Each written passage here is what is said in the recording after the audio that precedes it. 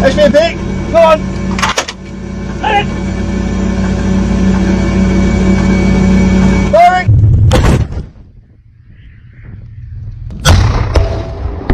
Target.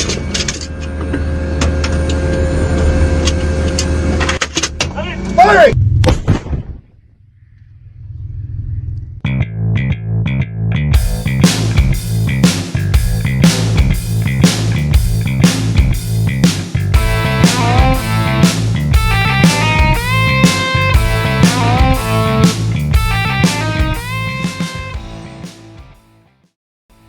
Perdana Menteri Inggris Rishi Sunak berjanji akan menyediakan tank Challenger 2 dan sistem artileri ke Ukraina.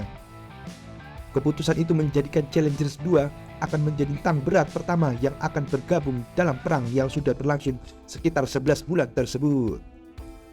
Kantor Perdana Menteri Inggris mengatakan untuk tahap awal tank yang akan dikirim sebanyak 14 unit, cukup untuk membentuk satu skuadron.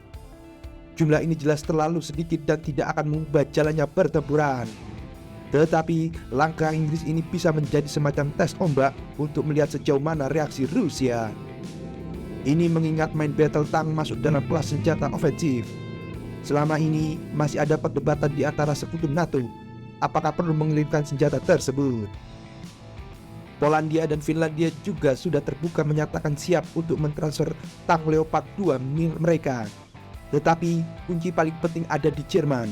Sebanyak 13 negara Eropa, termasuk Polandia dan Finlandia, memiliki tank Leopard 2. Tank yang diperkenalkan pada tahun 1979 dan telah ditinggalkan beberapa kali sejak itu. Sementara untuk bisa mentransfer senjata itu ke Ukraina, baik dalam bentuk penjualan maupun hibah, harus mendapatkan izin Jerman. Berlin belum secara resmi mengatakan apakah akan memberikan izin tersebut, tetapi sejumlah pejabat mengisyaratkan hal ini tidak dilakukan. Wakil Presiden Jerman mengatakan Berlin tidak akan dihalangi negara lain untuk kembali tank Leopard. Sementara wakil bicara pemerintah Jerman mengatakan tidak akan memperintahkan dari Polandia atau Finlandia. Dia mengatakan pemerintah Jerman melakukan pikiran tentang apa hal yang benar untuk dilakukan saat ini dan bagaimana cara terbaik mendukung Ukraina. Challenger 2 telah diakui menjadi salah satu main battle tank terbaik di dunia. Tank seberat 62 ton ini sukses membangun reputasi untuk ketangguhan luar biasa selama pertempuran di Irak. Challenger 2 memasuki layanan pada tahun 1983 atau 15 tahun setelah Challenger 1. Pada saat itu, tank Inggris pertama yang mendapatkan keuntungan dari armor komposit Compman yang mutakhir secara meyakinkan mengembalikan keunggulan pertahanan tank modern. Namun, Challenger 1 masih berbagi banyak sistem dan tank Chieftain yang ada lebih dahulu, termasuk sistem kontrol tembakan yang lambat. Tank baru ini tampil buruk dalam latihan dan mengalami masalah peralatan yang boros.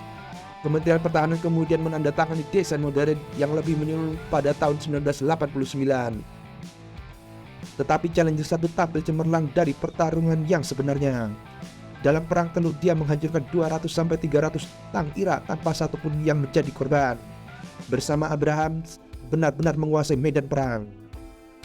Saat itu Irak memang menerjunkan tank-tank tua era Soviet yang tidak bisa mengalahkan armor berat semacam Challenger dan Abrams. Bahkan senapan 120 mm di kedua kendaraan bisa dengan mudah menembus armor lawan. Seorang kru Challenger 1 bahkan mencapai rekor tembakan jarak jauh selama konflik dengan menghancurkan sebuah tank Irak dari jarak 3,2 mil. Challenger 2 secara penampilan mirip dengan Challenger 1, tetapi sebenarnya memiliki sedikit bagian yang sama. Tank ini menampilkan meriam L30A1 yang lebih panjang.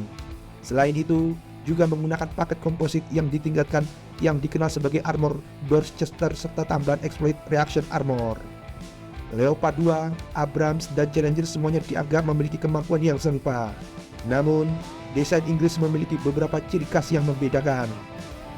Tank Inggris dinilai memiliki armor yang terbaik, tetapi paling lambat dengan kecepatan maksimum 30 mil.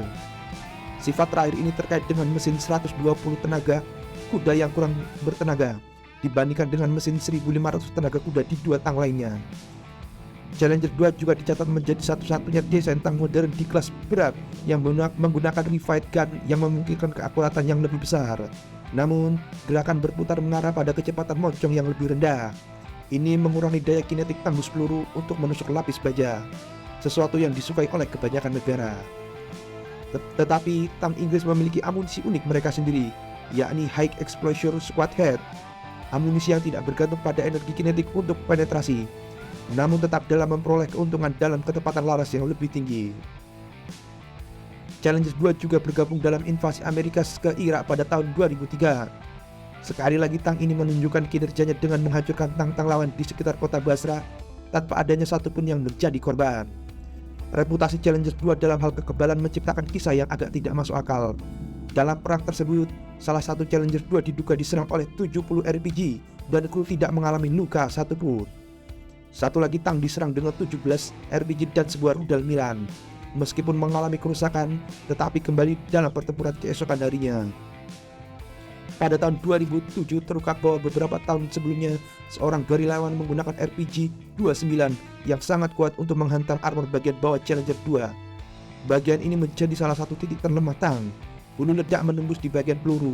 Meskipun demikian, kendaraan tetap dalam kondisi operasional dan mampu mundur dari penyergapan.